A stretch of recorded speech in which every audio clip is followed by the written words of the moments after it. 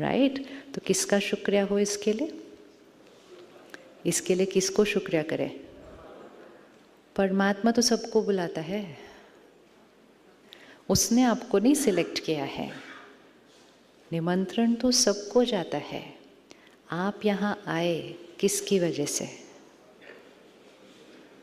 किसको शुक्रिया करें? खुद को शुक्रिया करें, अपनी बुद्धि को शुक्रिया करें, जिसने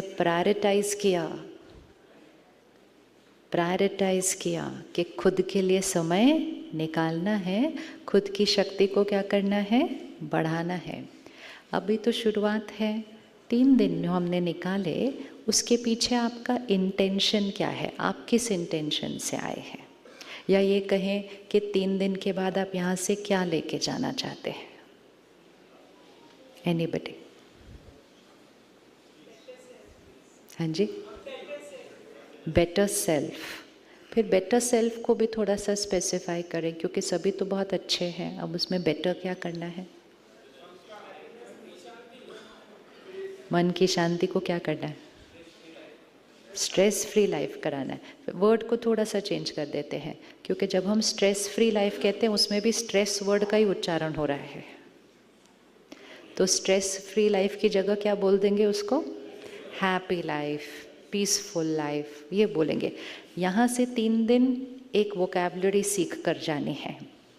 जैसे जुडिशरी एक वोकैबुलरी है ना, एक वोकैबुलरी है, वो वोकैबुलरी सिर्फ आपको ही आती है। हम कोई कागज़ पढ़ते हैं, उसमें से हमें 0.1% समझ में आता है आपकी वोकैबुलरी, बाकी तो कुछ समझ में नहीं आता। हम कहते हमको नहीं समझ में आता क्या लिखा है इसे अग्रीमेंट के अंदर, क्योंकि वो एक वोकैबुलरी है, वो एक भाषा है। इसी तरह स्पिरिचुअलिटी भी एक भाषा है, लेकिन ये एक ऐसी भाषा है जो छोटा छोटा बच्चा भी सीख जाता है। और वो भाषा ये है कि जो आप बनना नहीं चाहते वो कभी नहीं बोलना, जो आप जीवन में नहीं चाहते कि हो वो कभी नहीं बोलना, जो आप चाहते नहीं कि दूसरा हो वो कभी उसके बारे में नहीं बोलना, जो आप चाहते हैं वो ही बोलना। इवन इफ वो अभी नहीं है, लेकिन हमें बोलना ऐसे है जैसे वो बिल्कुल परफेक्ट चल रहा है। ठीक है, क्लियर हो गया? रिपीट करेंगे एक बार। जो हम बनना नहीं चाहते वो क्या करना? वो नहीं बोलना। जो बनना चाहते हैं वो बोलना, जैसे कि बन चुके हैं। जैसे आपने पढ़ाई शुरू की होगी, 3, 4, 5 साल चल रही है, आप बोलेंगे मैं लॉयर बनूंगा बनूंगा बनूंगा। स्पिरिचुअल लैंग्वेज में कहेंगे मैं लॉयर बन चुका हूँ। आसपास के लोग कहेंगे अभी नहीं बने हो, बोलेंगे सोच ये बनानी पड़ेगी कि बन चुके हैं। जब सोच ऐसी रखेंगे तभी बनेंगे। इसीलिए अभी हम पूरी तरह से ऑलवेज हैप्पी नहीं बने हैं। हैप्पी हैं, लेकिन कभी कभी बीच में वो दूसरे इमोशंस भी आ जाते हैं। लेकिन आज से हमें अपनी वोकैबुलरी बनानी पड़ेगी, I am a happy soul. Repeat करेंगे। अब आप वापस जाने के बाद कहेंगे मैं हमेशा खुश रहती हूँ, आई एम ऑलवेज हैप्पी। तो लोग बोलेंगे ऐसे कैसे हो सकता है? बोले आई एम ऑलवेज हैप्पी। और जब आप जाएंगे और कोई आपका चेहरा देखेगा और कहेगा क्या बात है आज आप खुश क्यों हो? क्योंकि लोगों के हिसाब से कुछ बात होनी चाहिए खुश होने के लिए। होना चाहिए या नहीं होना चाहिए? ये क्या बात है, आप इतने खुश क्यों हो आज? तो आप कहेंगे क्योंकि ये मेरी नेचर है, क्योंकि खुशी हमारी नेचर है नेचर है। लेकिन हम बोल बोल के कि I am stressed, I am stressed, I am stressed. पता है स्ट्रेस था, ये नहीं है कि नहीं था, लेकिन उस शब्द का जितनी बार उच्चारण किया, बोला बोला बोला, लिखा पढ़ा सुना, तो वो जितना था ना उससे वो कई गुना क्या हो गया? मैग्नीफाई हो गया। क्योंकि जो हम बोलेंगे वही होगा। आई एम बिजी, आप बिजी हैं? हाँ चलो, अब आप नई वोकैबुलरी से बात करें। इतनी इजी है, मैंने तो बोला था बहुत इजी वोकैबुलरी है। आई एम बिजी, आपके पास टाइम है? हाँ, तो अभी कोई भी मिलेगा बोलेगा आपके पास टाइम है, बोलो बहुत टाइम है। बोलते फिर अभी बैठो, बोलो नहीं अभी मेरे पास दूसरा काम है। लोगों को लगता है टाइम है मतलब फिर आप पूरे वेले हो, आपके पास कोई काम नहीं है। ऐसा नहीं है। आई एम वेरी ईजी, लेकिन मेरी काम की प्रायोरिटी तो बनी होगी ना। एक शेड्यूल तो बना होगा ना, अभी ये करना है, फिर ये करना है, फिर ये करना है, लेकिन बिजी नहीं है। बिजी का मीनिंग होता है यहाँ बहुत बिजी है। बिजी और इजी काम पे डिपेंडेंट नहीं होता है, बिजी और इजी सोच पे डिपेंडेंट होता है। कुछ लोग रिटायर होने के बाद भी घर पे भी बहुत बिजी होते हैं। वो बोलेंगे पूछो मत कितना मेरे को काम है, मैं बहुत बिजी हूँ, बहुत बिजी हूँ। तो जैसे कम और ज़्यादा अमाउंट पे डिपेंडेंट नहीं होता, किस पे डिपेंडेंट होता है? हमारे पास धन कम है या ज़्यादा है, ये किस पे डिपेंडेंट होता है? सोच पर। इसी तरह समय कम है या ज़्यादा है, ये किस पे डिपेंडेंट होता है? सोच पर। और जैसा सोचेंगे वैसा होता जाएगा। मेरे पास बिल्कुल टाइम नहीं है, ये वर्ड आज से नहीं बोलना, क्योंकि जितनी बार हम कहते हैं कि मेरे पास टाइम नहीं है, तो टाइम एक कमोडिटी है, ठीक है? टाइम एक चीज़ है, ठीक है? तो लेट्स से ये एक चीज़ है जिसका नाम टाइम है, और मैं बार बार कह रही हूँ मेरे पास ये चीज़ नहीं है, तो मैंने उस चीज़ के साथ अपना रिश्ता क्या कर लिया? मैंने उस चीज़ के साथ अपना रिश्ता क्या किया? मेरे पास है ही नहीं, मेरे पास ये चीज़ है ही नहीं। तो जितनी बार उसका उच्चारण करेंगे उतना उसकी कमी महसूस होती जाएगी। काम उतना ही करेंगे, समय 24 घंटे ही होगा, लेकिन समय के साथ का रिश्ता नहीं बनेगा। बहुत ज़रूरी है समय के साथ क्या करना है? समय के साथ क्या करना है? रिश्ता बनाना होता है। और समय के साथ रिश्ता बनाने के लिए समय का सम्मान करें, और जब समय का सम्मान करेंगे समय आपका ध्यान रखेगा। आने वाला समय आसान नहीं है। इस आने वाले समय में कुछ चीज़ों के साथ अपना रिश्ता बना के रखें। सबसे पहले समय के साथ रिश्ता बना के रखें। आपको लग रहा है पिछले 2-3 साल में समय बहुत फास्ट चेंज हो रहा है? फास्ट चेंज हो रहा है? किस किस को लग रहा है फास्ट चेंज हो रहा है? कुछ दिन बीतता नहीं बिना कुछ नया कुछ हो, मतलब जैसे एक नॉर्मल ऑर्डिनरी लाइफ चल रही है वो चलनी बंद हो गई है। एक चीज़ होगी पूरी नहीं हुई, दूसरी नहीं होगी पूरी थी। अभी एक चल रहा था पूरा हो रहा था, अभी कोविड, अभी कुछ ना कुछ अभी चलता रहेगा। ये है समय का फास्ट चेंज। तो परमात्मा हमसे एक क्वेश्चन पूछते हैं कि समय तो बहुत फास्ट परिवर्तन हो रहा है, स्वयं का क्या हाल चाल है? दो शक्तियां हैं, एक स्वयं, एक समय। दोनों बदलने के लिए हैं, लेकिन कौन ज़्यादा जल्दी बदल रहा है? एंड मोस्ट इम्पोर्टेंट, कौन किसको बदल रहा है? हाथ रखें दोनों, एक पे खुद को रखें, एक को समय को रखें। समय हमें बदल रहा है या हम समय को बदल रहे हैं?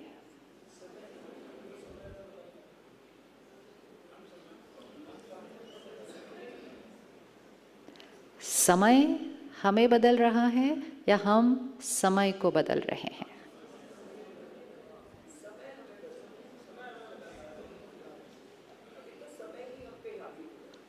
हाँ, मतलब किसका किस पे प्रभाव है? समय किस तरफ जा रहा है? समय किस तरफ जा रहा है?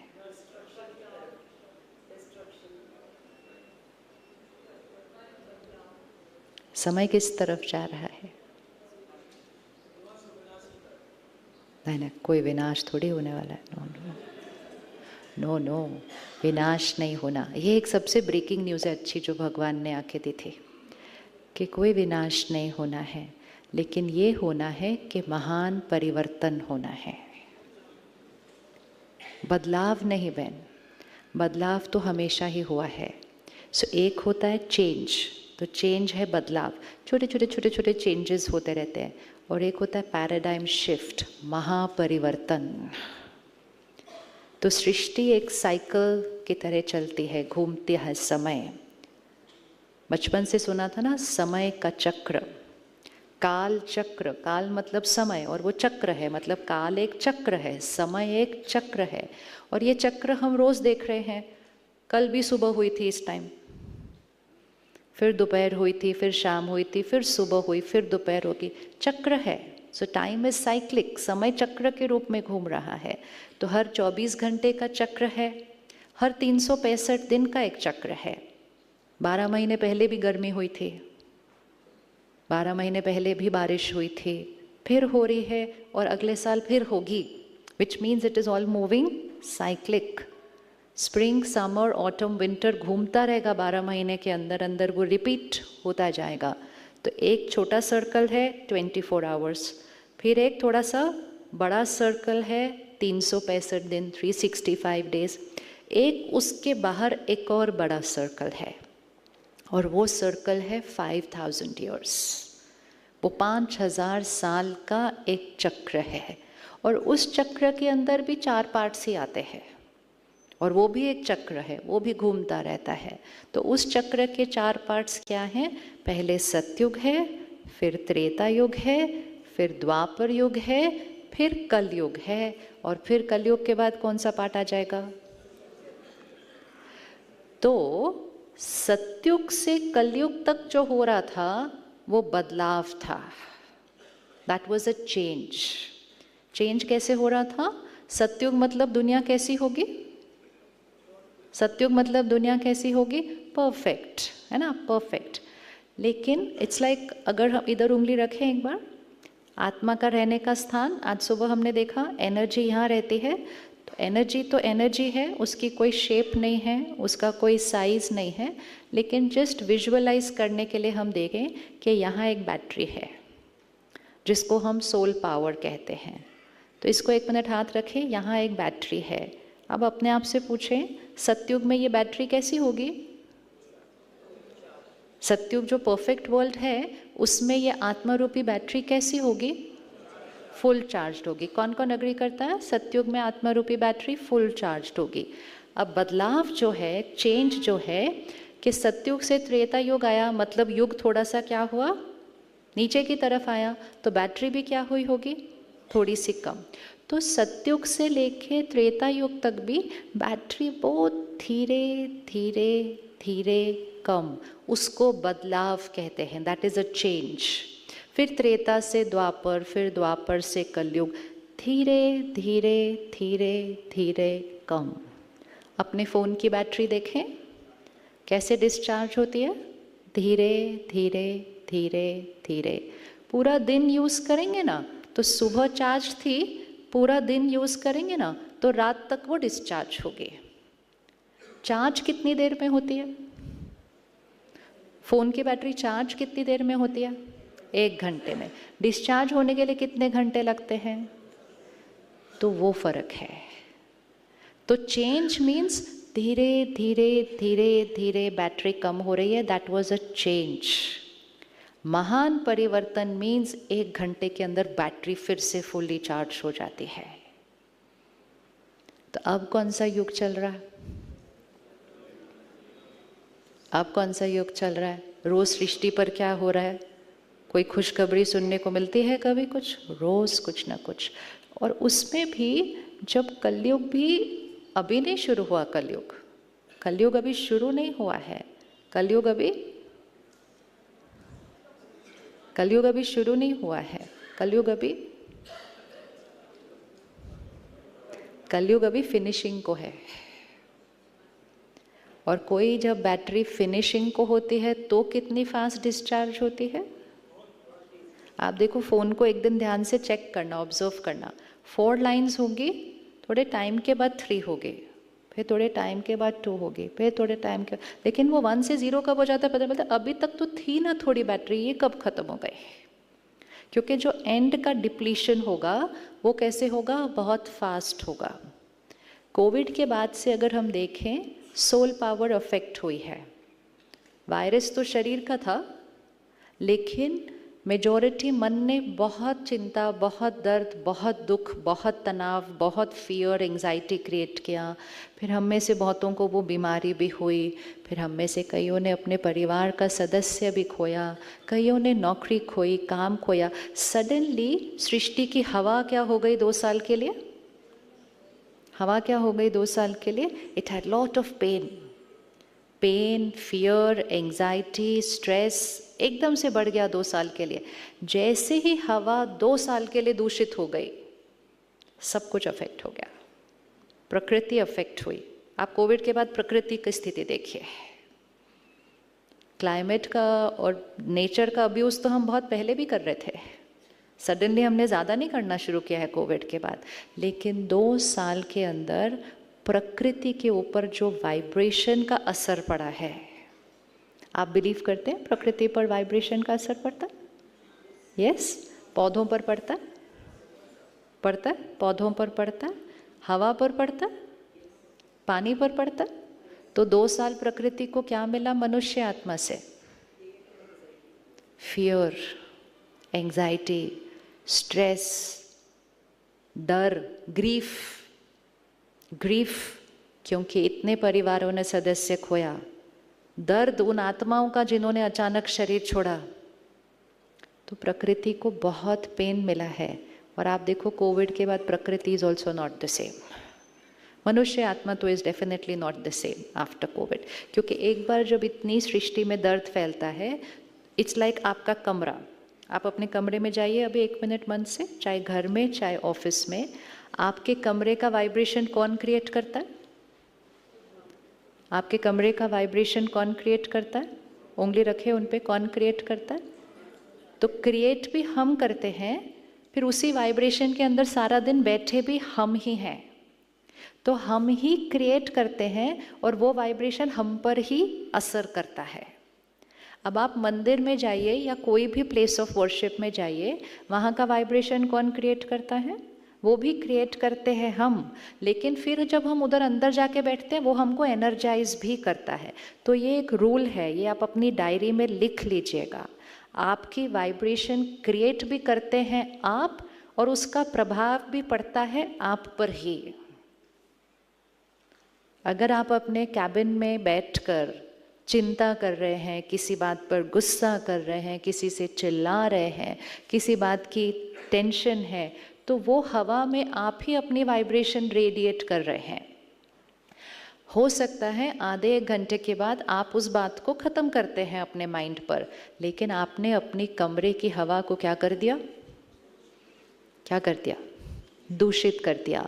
अब भले आपने सोचना बंद कर दिया है, लेकिन अब वो हवा आपके ऊपर प्रभाव डालकर आपको डिप्लीट कर रही है।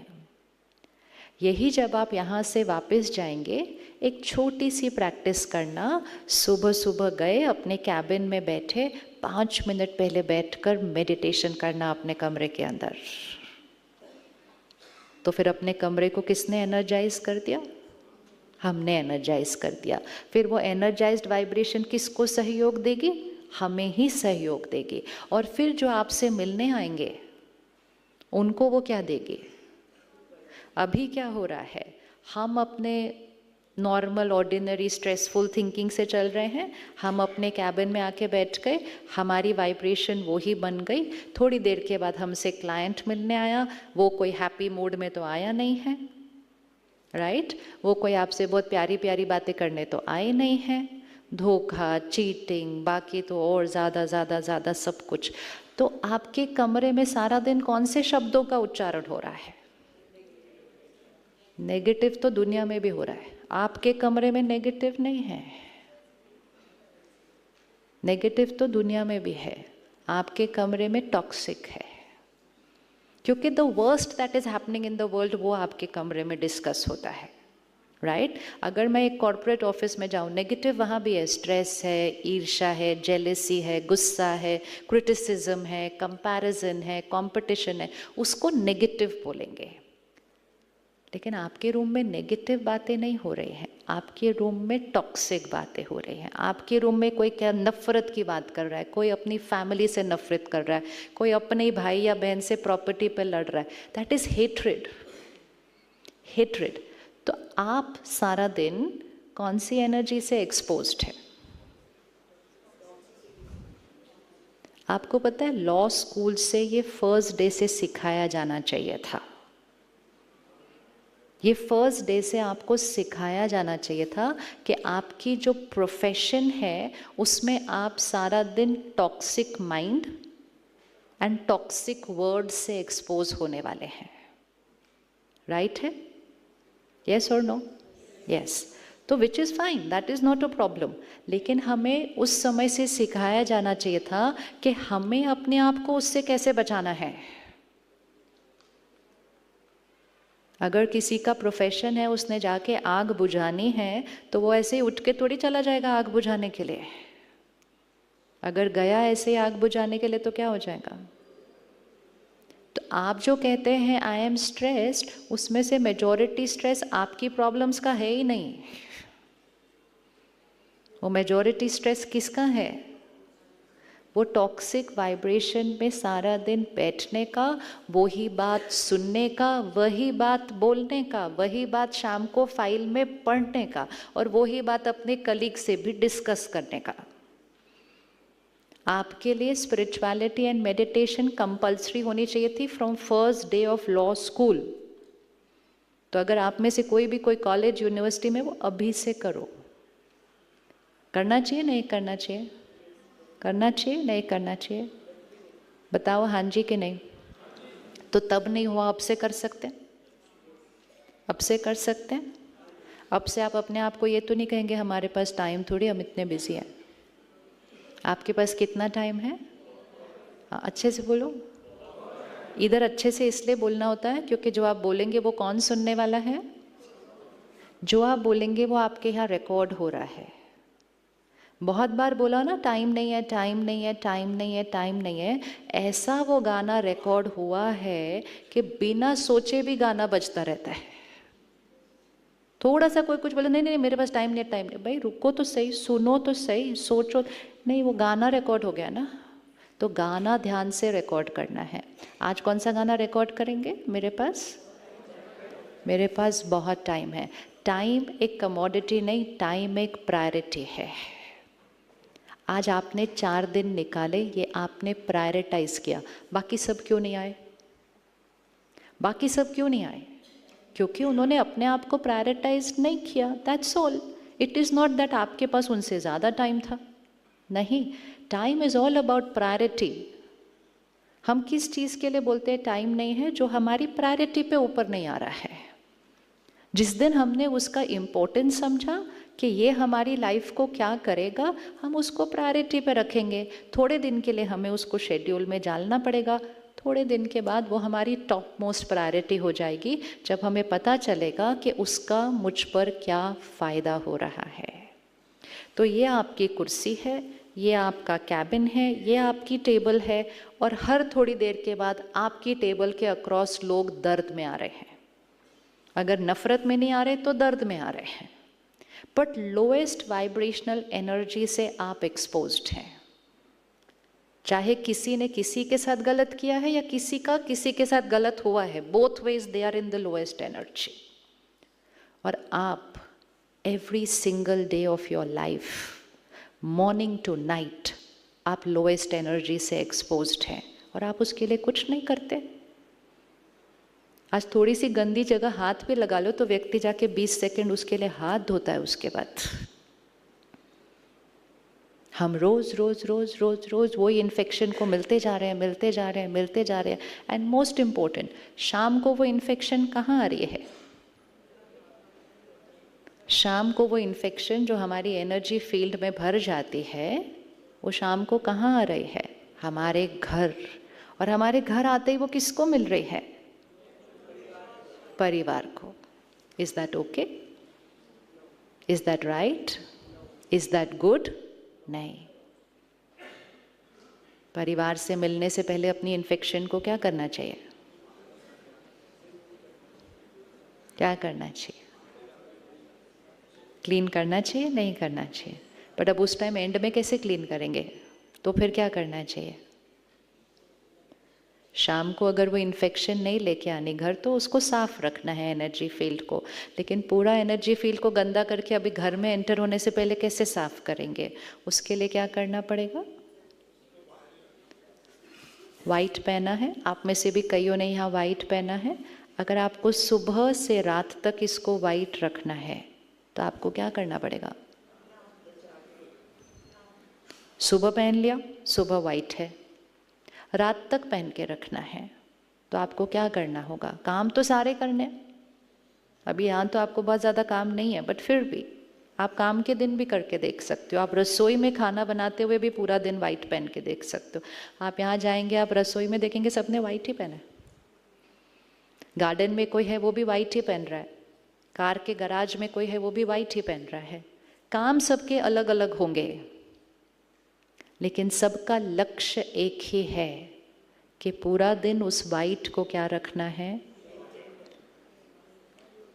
सिर्फ कपड़े को ही देख लेते हैं अभी। अगर हम सुबह वाइट पहने और रात तक उसको वाइट रखना है, तो क्या ये हो सकता है? यस और नो? रात तक ये वाइट रह सकता है? कौन कौन सोचता है रह सकता है? कौन सोचता है नहीं रह सकता? कौन सोचता है नहीं रह सकता? अच्छा, जो सोचते हैं रह सकता है वो उनको बताऊं कैसे रह सकता है। सिर्फ क्या करना है? ध्यान रखना है। और ध्यान रखना मतलब मुझे इसको साफ रखना है, ये मेरी प्रायोरिटी बन जाती है। तो मैं क्या करूँगी? चलूँगी, इधर जाऊँगी, उधर जाएंगे, एयरपोर्ट जाएंगे, कोई गाड़ी में बैठेंगे, इधर सब कुछ में 1 सेकंड रुक के देखेंगे सीट साफ है। कितना टाइम लगेगा देखने में कि सीट साफ है या नहीं है? जस्ट मुड़े, देखा, कुछ हो तो थोड़ा हाथ मारा, और कुछ भी नहीं। अगर इतना सा ध्यान रखा तो पूरा दिन मोस्टली वो वाइट ही रहेगा। कई बार इतना ध्यान रखने के बाद भी कोई दाग लग जाता है, लेकिन क्योंकि प्रायोरिटी रखी है कि वाइट रखना है, तो जैसे ही दाग लगता है तो क्या करते हैं?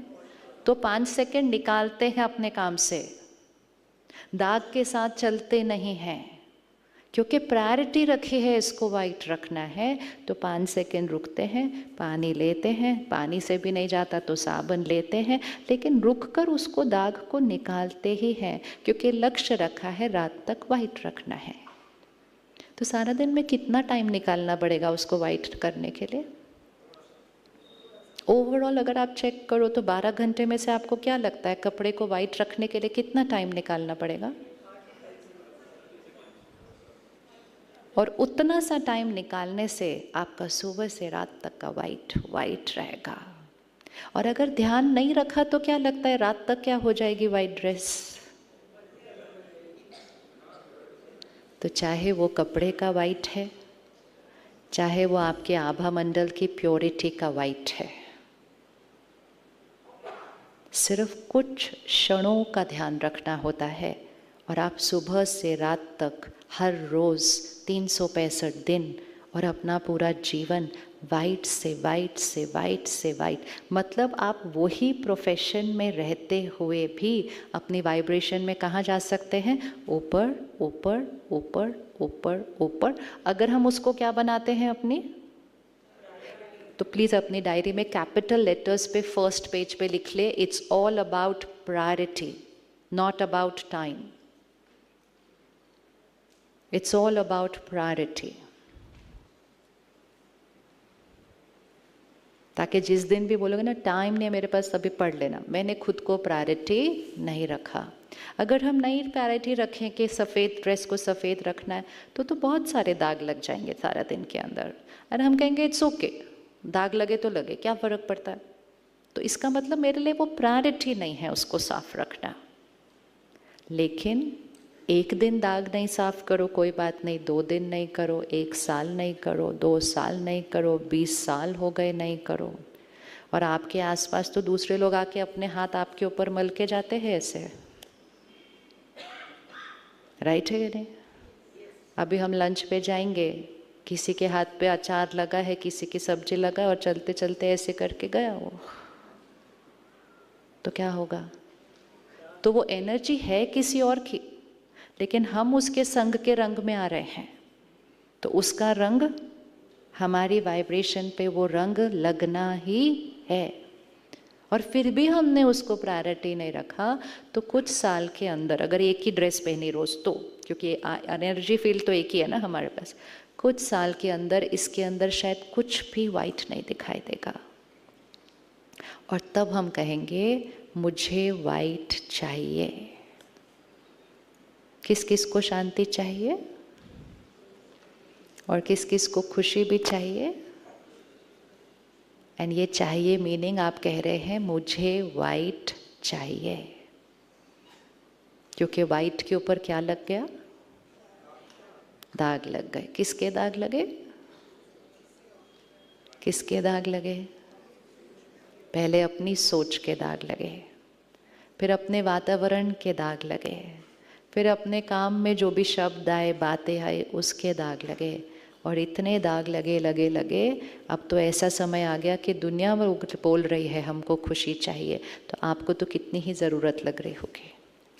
लेकिन ये कपड़ा धोने में फिर भी बहुत टाइम लगेगा अगर वो बहुत मैला हो जाएगा, लेकिन एनर्जी फील्ड को क्लीन होने में टाइम नहीं लगता है। किसको कल यहाँ पे आने के बाद अच्छा लग रहा है, अच्छा फीलिंग आ रही है? अपने जहाँ से आए हैं वहाँ से थोड़ी डिफरेंट फीलिंग आ रही है? अच्छा, तो आप ये समझें कि जब आप यहाँ से मंडे को जाएंगे आपका कपड़ा फिर से वाइट हो जाएगा। क्यों?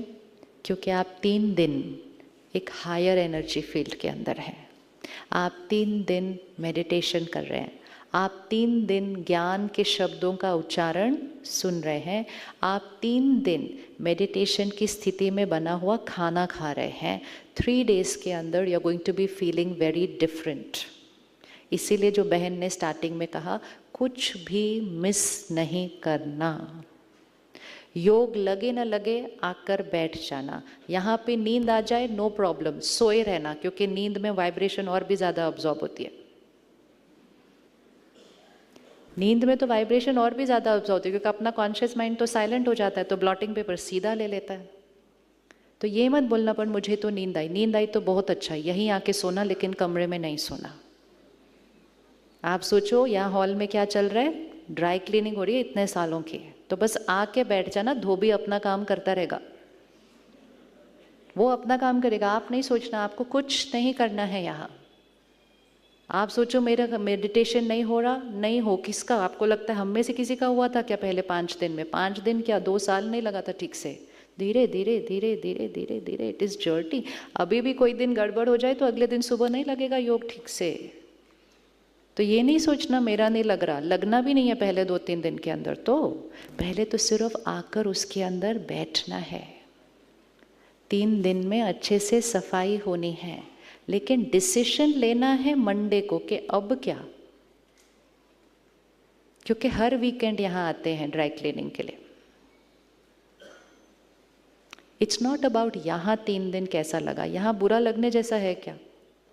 कुछ भी नहीं है। तो अच्छा लगा तो नॉर्मल बात है। मंडे से क्या करना है? मंडे से क्या करना है? अब आपका कपड़ा मैला हो गया था, आप कहीं आपने समय निकाला, कपड़ा हो गया साफ, अब मंडे से क्या करना है? अब आप मंडे से प्रायोरिटी रखेंगे कि उस वाइट को वाइट रखना है?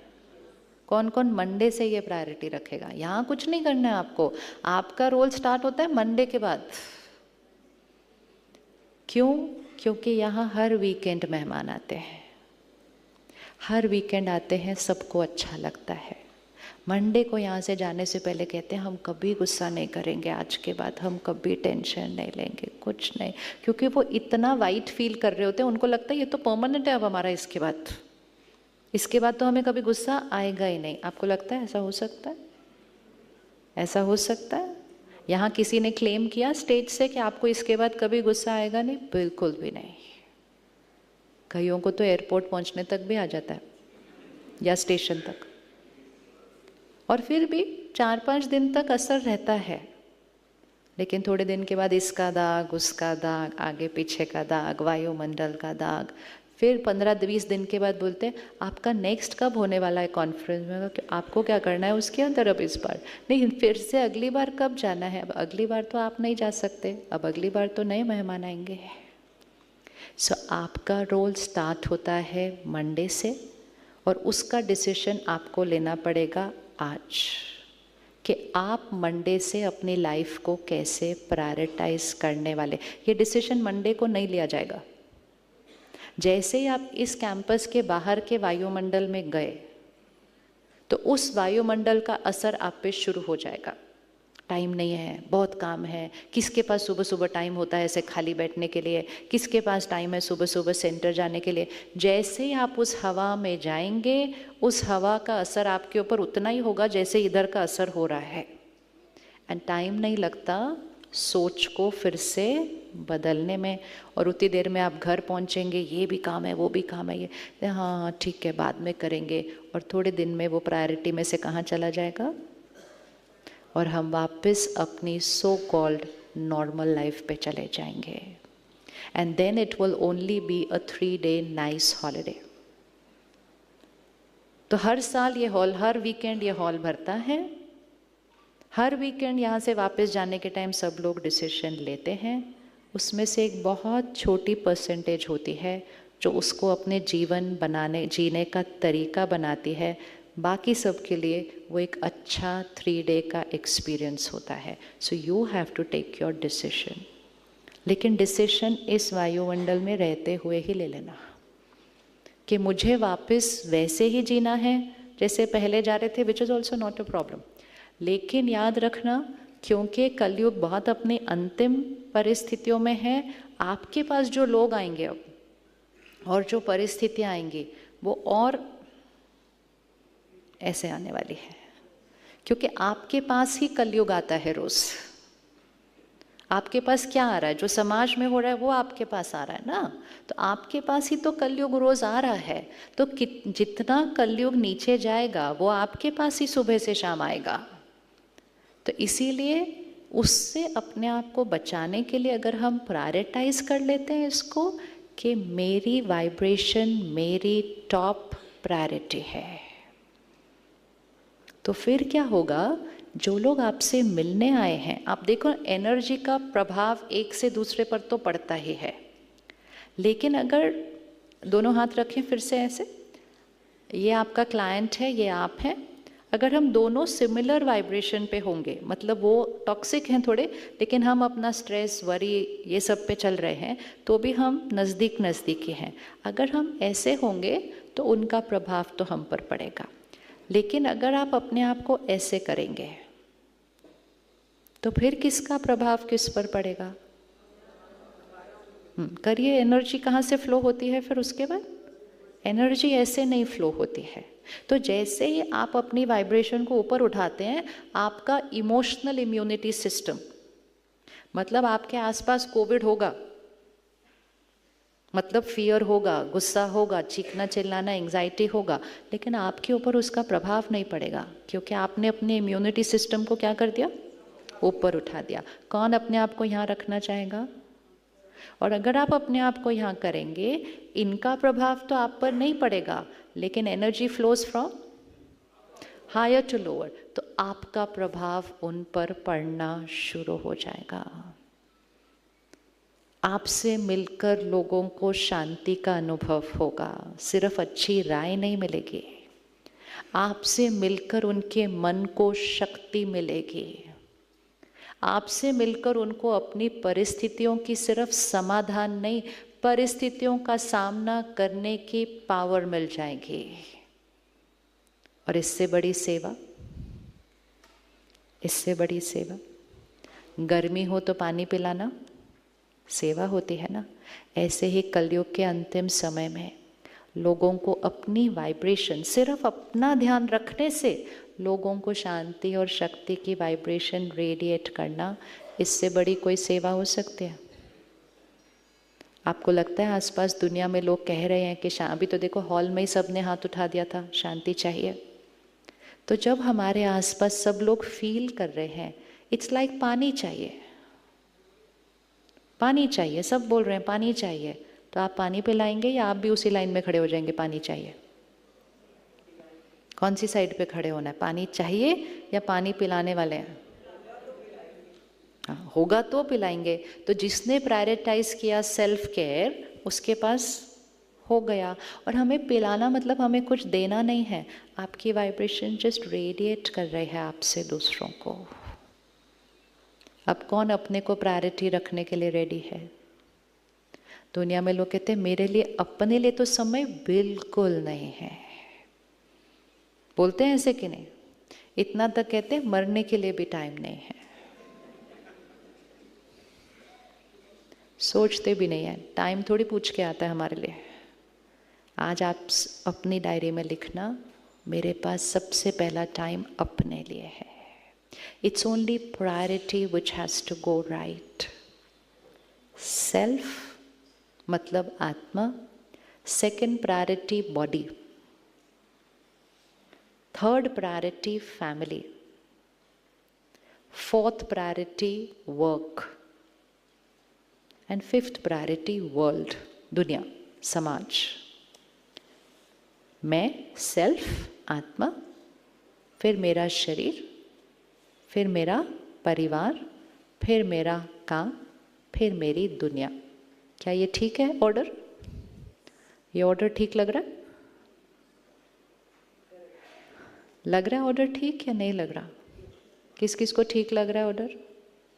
किस की लग रहा है नहीं ठीक नहीं, चेंज करना है कुछ तो बताइए, चेंज करें। हाँ जी बताइए, चेंज करते हैं। चेंज करना है कुछ? नहीं नहीं बताइए, हर आंसर राइट है यहाँ पे, आप सिर्फ बताओ कुछ चेंज करना। बताइए, ठीक है। एनीबडी एल्स कुछ चेंज करना है? जी बताइए।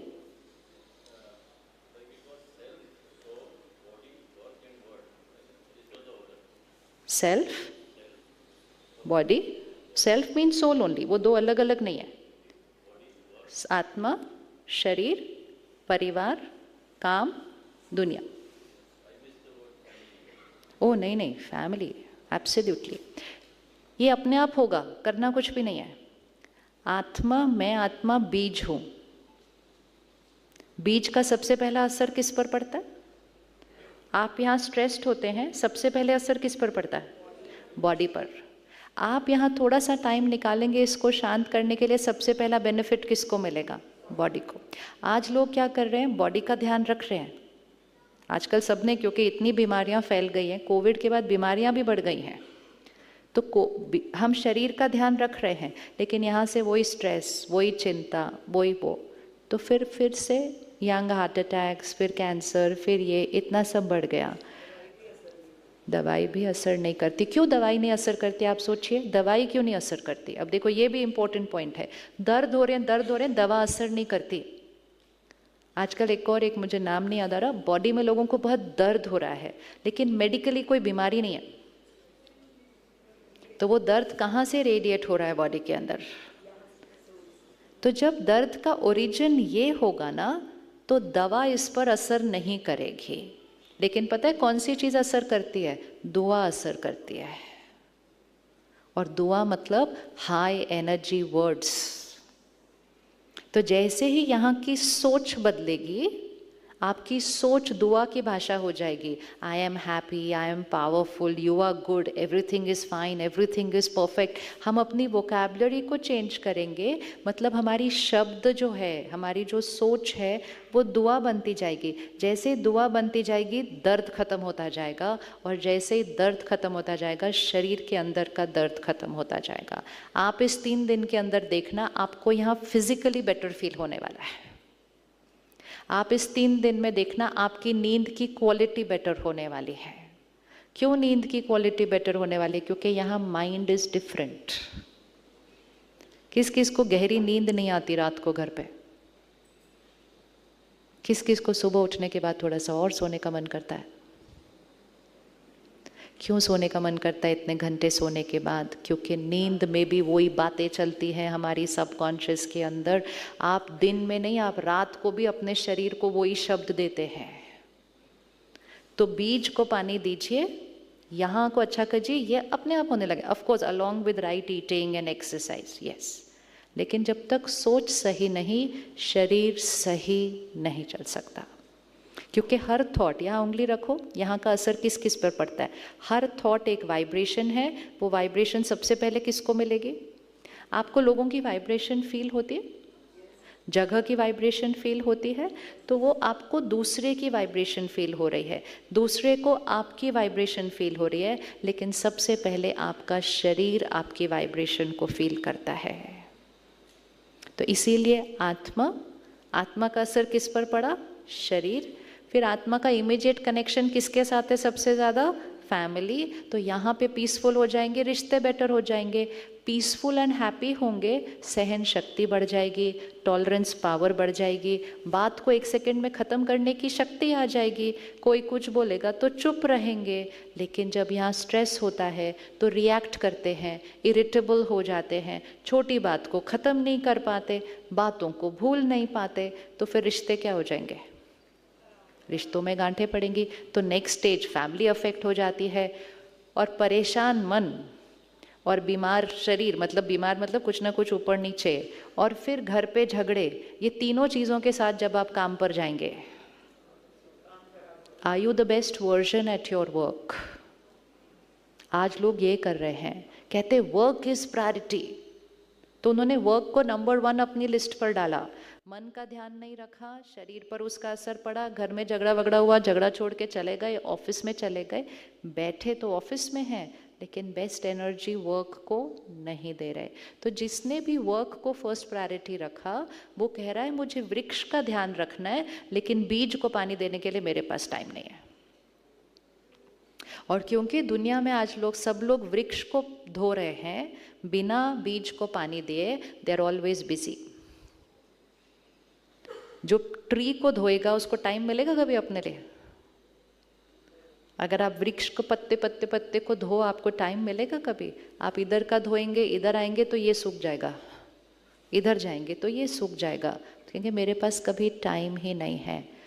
आप आज की डेट लिख के रखना, आप 3 महीने इस लाइफस्टाइल को फॉलो करना। हम आपको लाखों लोगों के अनुभव से कहते हैं, जब हम यहाँ से वापस जाते हैं, हम सब अपनी प्रोफेशनल लाइफ में एक्सट्रीमली बिजी होते हैं। जब हम यहाँ से जाते हैं तो हमें सेंटर की दीदी कहती है अब आप सेंटर आया करना, क्योंकि centre is same vibration as this.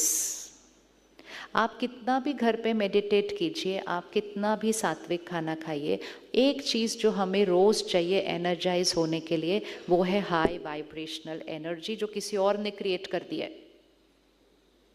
ठीक है, तो वो सेंटर पर मिलती है। तो जब हम लोगों को बोलते हैं आप आया करो सेंटर पर, चाहे 15 मिनट आओ, आधा घंटा आओ, हम सब तो 1 घंटा जाते हैं, हमारी तो daily routine 365 days of the year. और सारे जो सेंटर पर आते हैं, आप अपने नज़दीक के सेंटर पर जाके देखेंगे, सारे जो सेंटर पर आते हैं वो आपकी तरह बहुत बिजी हैं, मतलब बहुत काम कर रहे हैं, फैमिली संभाल रहे हैं, रिश्ते निभा रहे हैं, परिवार को संभाल रहे हैं, सब कुछ कर रहे हैं, लेकिन उन्होंने 1 घंटा अपनी प्रायोरिटी रख दी। अब जब वो पहली बार 1 घंटा अपनी प्रायोरिटी रखते हैं ना, बहुत उथल पुथल होती है घर के अंदर, मतलब कैसे फिट करें, कैसे 1 घंटा निकालें, सुबह खाना बनाएं, ये करें। तो initially if you have to take out 1 hour, there will be lot of shuffling, ऐसा। तो शुरू में लगता है ये बहुत मुश्किल है, ये बहुत मुश्किल है, धीरे धीरे होने लगता है।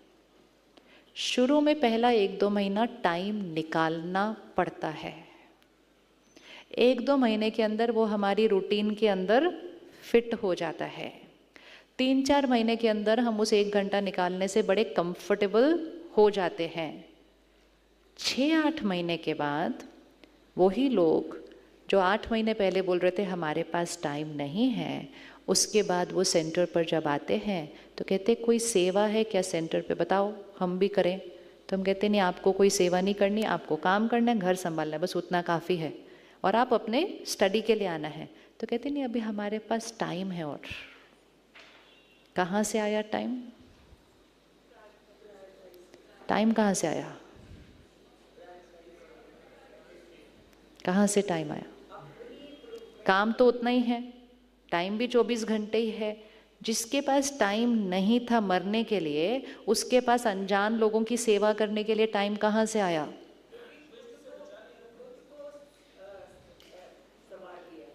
उससे टाइम कहाँ से आया?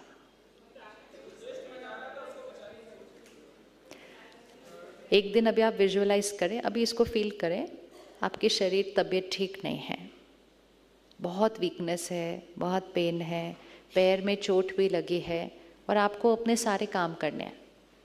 तो सारे काम थोड़ी स्पीड कम हो जाएगी या नहीं होएगी? हो जाएगी ना स्पीड कम। लेकिन आप उस दिन ये नहीं बोलते टाइम नहीं, आप बोलते हो मैं कमज़ोर हूँ। लेकिन जिस दिन मैं ठीक हो जाऊँगा, मैं यही काम कैसे करूँगा? भाग भाग भाग भाग भाग भाग। इसी तरह जब ये आत्मा रूपी बैटरी कम होती है ना, माइंड वीक मतलब थका हुआ, विथ पेन, अपने सारे काम कर रहा होता है, हमें पता नहीं चलता है कि हम नॉर्मल से ज़्यादा टाइम लगा रहे हैं हर काम करने के लिए।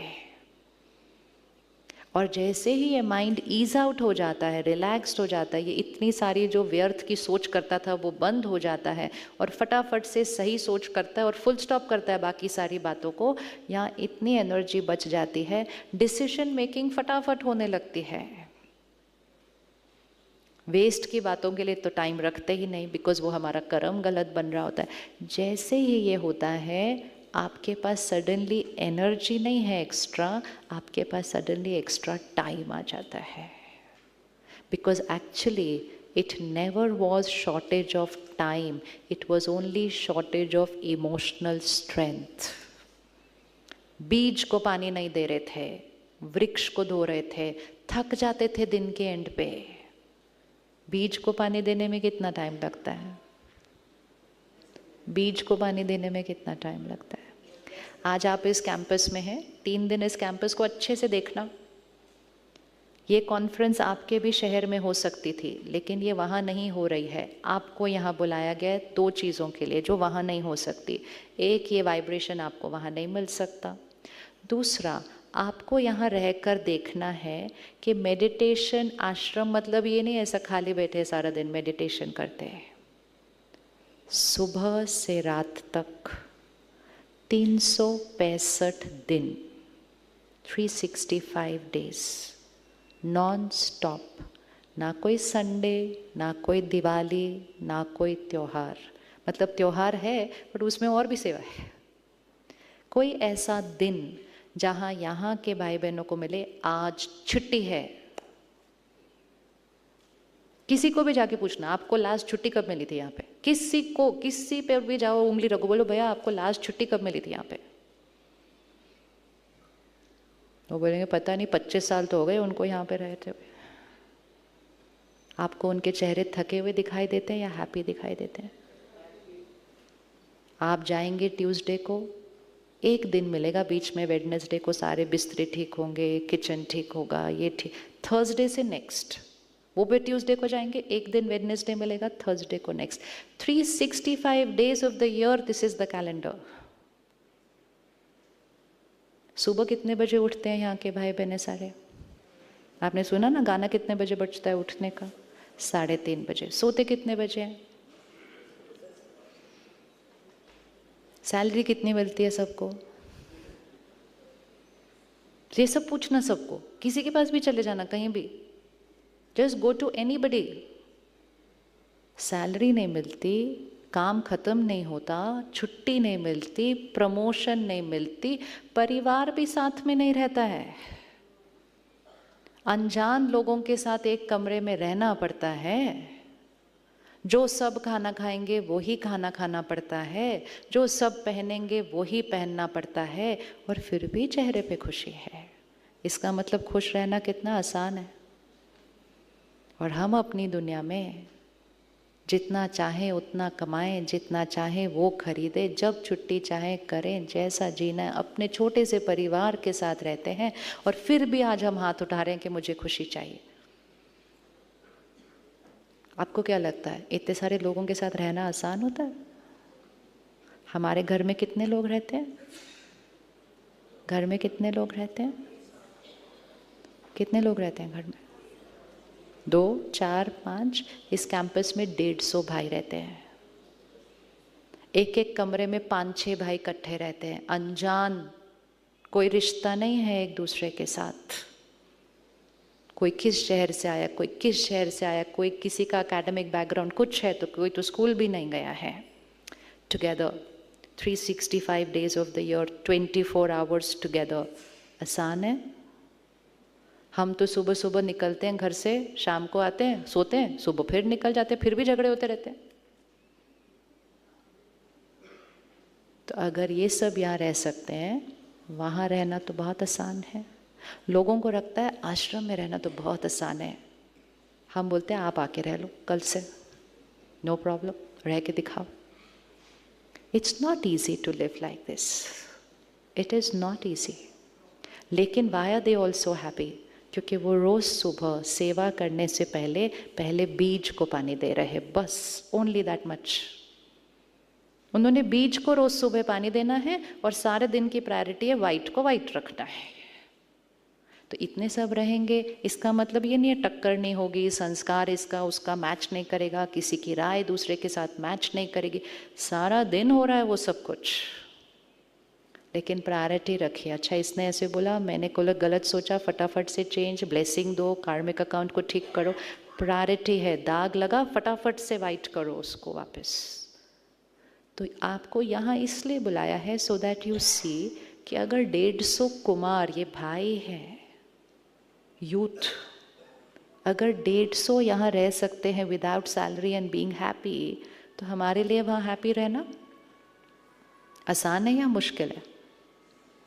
बताइए, आसान है या मुश्किल है? अच्छे से बोलो, जो शब्द बोलेंगे वही होगा। बोलो, वहाँ तो बहुत आसान है। अच्छा इतने से बोलेंगे ना तो नहीं होगा, अच्छे से बोलना पड़ता है, सबकॉन्शियस माइंड में रिकॉर्ड होना होता है। कैसा है? वहाँ बहुत आसान है, बस ये वोकैबुलरी को यहाँ से पक्का करके जाना है।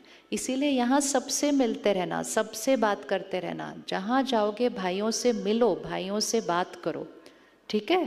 करेंगे ऐसा? कौन कौन करेगा? डाइनिंग हॉल में जाओगे, आपको बहनें मिलेंगी, माताएं मिलेंगी, वो यहाँ नहीं रहती हैं, वो आपके प्रोग्राम के लिए सेवा पर आए हैं, यहाँ पर अपना घर छोड़कर आए हैं। उनसे पूछो आप सेंटर क्यों जाते हो, वहाँ पे क्या फ़ायदा होता है। Talk to everybody. ऐसा नहीं हम सिलेक्ट करके लाएंगे, आप इनका एक्सपीरियंस सुनो ना, आप किसी को भी पूछो जाके, ओपन। बट उसके बाद ये लेकर जाओ कि अगर ये कर सकते हैं तो हम बहुत अच्छा कर सकते हैं। कर सकते हैं, नहीं कर सकते? It's all about priority, it's not about time, it's about prioritising time. तो हमने प्रायोरिटी क्या रखनी है? हमें बीज को क्या करना है? पानी देना है। कौन है बीज? ये मैं आत्मा। आज सुबह हमने देखा आत्मा के गुण कौन से हैं?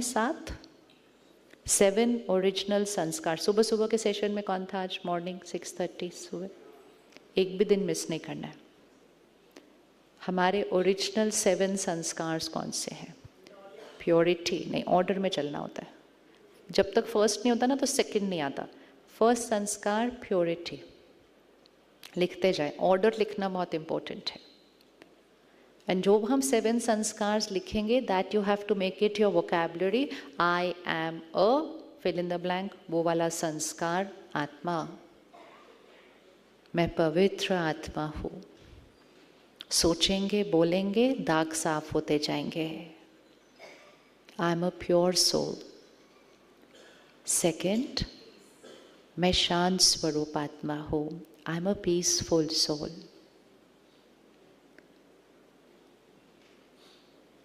तीसरा, जब पवित्रता होगी, शांति होगी, तो प्यार की वाइब्रेशन अपने आप हमारे से दूसरों को रेडिएट होगी। मतलब मेरा मन चित साफ होगा तो मेरे से शुद्धता अपने आप दूसरों को जाती है। That love is respect, love is care, love is compassion. तो I am a loveful soul, मैं प्रेम स्वरूप आत्मा हूँ।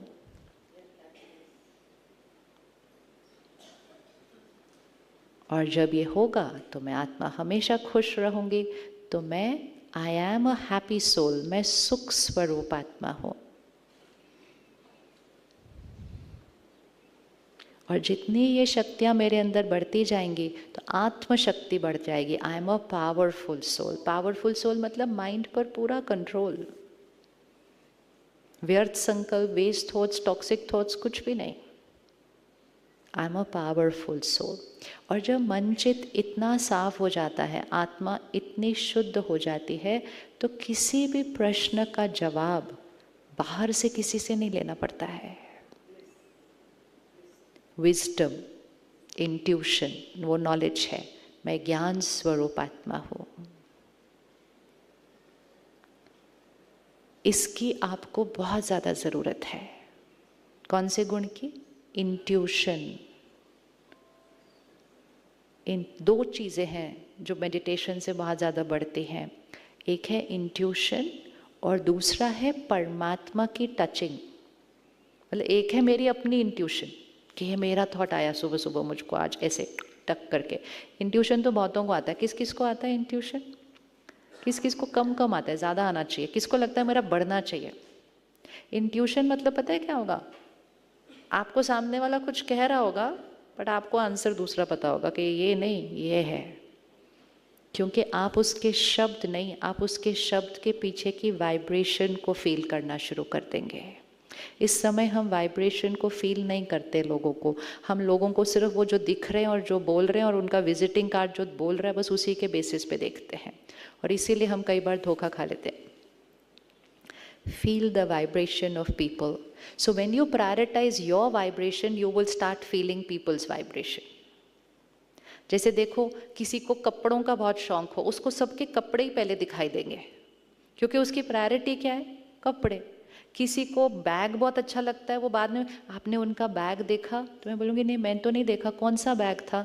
तो कहेगा आपने बैग कैसे नहीं देखा? मैंने कहा बैग कौन सी चीज़ होती है किसी का देखने वाली? लेकिन जिसको बैग का शौक होगा उसका ध्यान किधर जाएगा? उसको दूसरे के बैग पर ही जाएगा। जिसको जूते का शौक होगा उसके दूसरे के जूते पर ही, दूसरों का नहीं जाएगा, बिकॉज इट्स नॉट प्रायोरिटी।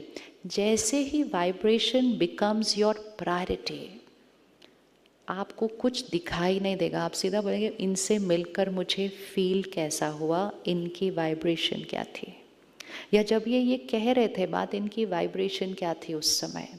क्योंकि जब हम सोच कुछ और रहे होते हैं और बोल कुछ और रहे होते हैं, हम दो एनर्जी रेडिएट करते हैं। अगर मैं आपसे बोलूँ आपसे मिलकर बहुत अच्छा लगा और मैं अंदर से सोचूँ आपसे मिलकर मेरा टाइम वेस्ट हो गया, तो मेरी दो एनर्जी आपको जाएगी। अब आपको परखना है, नहीं तो धोखा खा लेंगे। तो आज से अपनी प्रायोरिटी को वाइब्रेशन बनाना है, अपनी भी दूसरों की भी। कपड़े वपड़े नहीं देखना है, वो हमारी प्रायोरिटी नहीं है। जस्ट एक बार मिलो किसी से, बोलो what vibration do I feel meeting this people. जब कोई कुछ बोल रहा है बोलो ये एक्चुअली सोच क्या रहे हैं। Just give your mind this instruction, ये व्यक्ति अंदर सोच क्या रहा है इस टाइम। जैसे आपने बोला आपको फीड मिल जाएगी उधर से। लेकिन हम सिर्फ बोलते हैं वो क्या बोल रहे हैं, वो सिर्फ बोल क्या नहीं रहे, वो सोच क्या रहे हैं, ये मुझे पता करना है।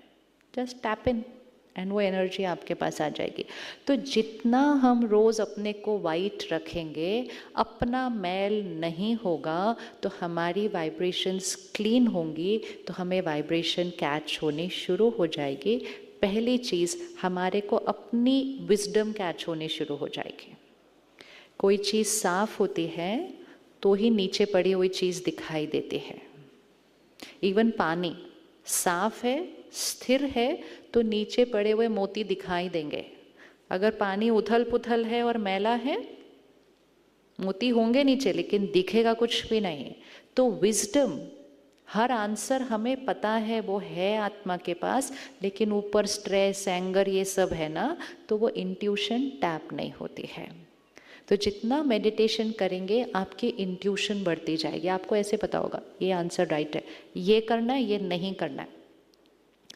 कलयुग के अंतिम समय में जब चीज़ें अनसर्टन होंगी, लॉजिक से काम करना हमेशा राइट नहीं होगा,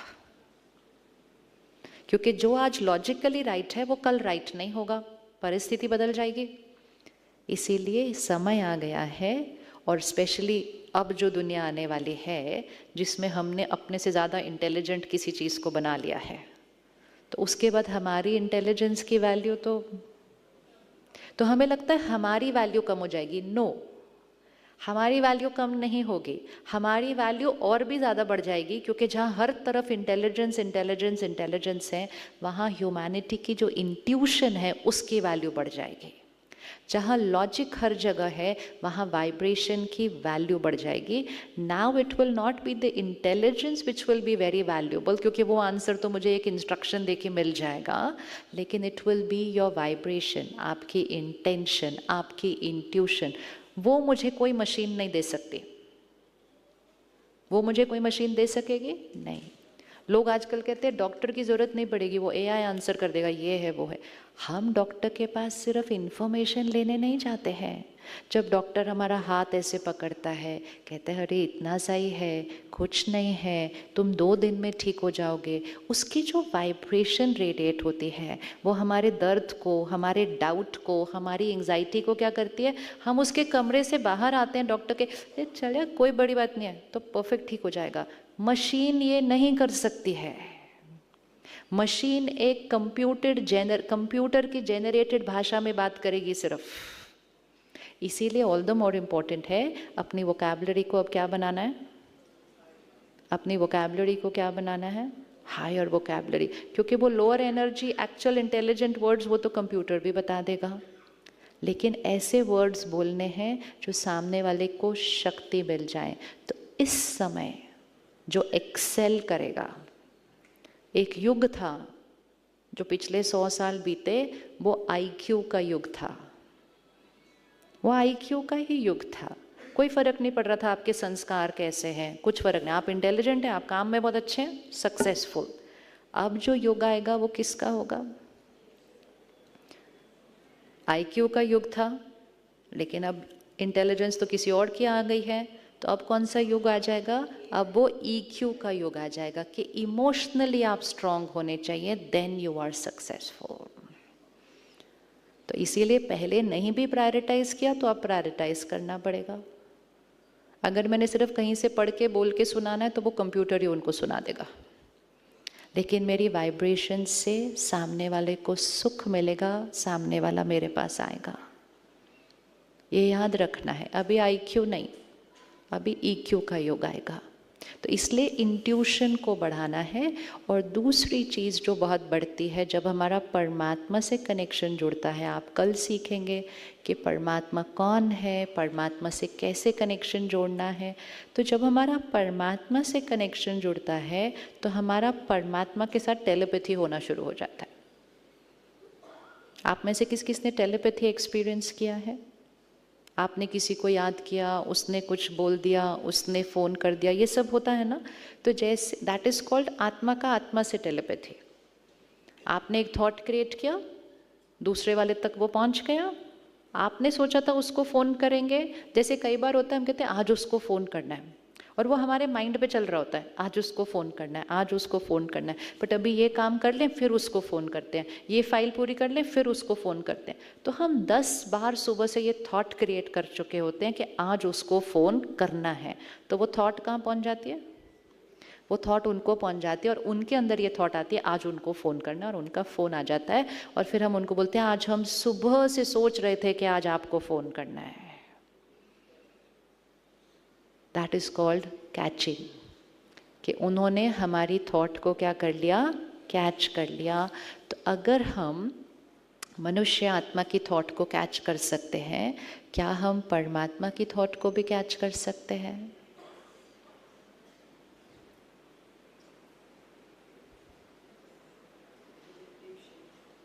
क्या हुआ? कैच कर सकते हैं कि नहीं कर सकते? कर सकते हैं कि नहीं कर सकते? अगर हम परमात्मा की थॉट को कैच कर सकते हैं तो क्या परमात्मा भी हमारी थॉट को कैच कर सकता है? तो अगर हम परमात्मा को क्वेश्चन भेजेंगे, क्या वो हमें आंसर दे सकता है? यस और नो? किस तरह का क्वेश्चन देंगे आप उसको? हम परमात्मा के सामने क्वेश्चन रखते हैं, बट जिस दिन लाइफ में कोई बड़ी प्रॉब्लम आती है ना, उसी दिन रखते हैं जाके। अब आप प्रैक्टिस शुरू करना, यहाँ से छोटी छोटी बात बोलते रहना, छोटी छोटी बात बोलते रहना, हर छोटी छोटी बात बोलते रहो, हर छोटी छोटी बात बोलते रहो। जब छोटी छोटी बात बोलते बोलते कनेक्शन बनता जाएगा, रिश्ता बनता जाएगा, बड़ी बात बोलनी नहीं पड़ेगी, बोलने से पहले आंसर मिल जाएगा। लेकिन उसके लिए सिर्फ क्या करना है, उसके साथ क्या बनाना है? हमारे लिए इस समय भगवान एक बहुत दूर की एक शक्ति है, वो पावर है। उसके साथ छोटी छोटी बातें नहीं की जाती, उसके साथ सिर्फ बड़ी बड़ी बातें की जाती है। लेकिन परमात्मा हमारा पेरेंट है, परमात्मा हमारा दोस्त है, तो उसके साथ कौन सी बातें करनी होती हैं? कौन सी बातें करनी है? कौन सी बातें करनी है? हर बात करनी है, हर छोटी छोटी बात करनी है।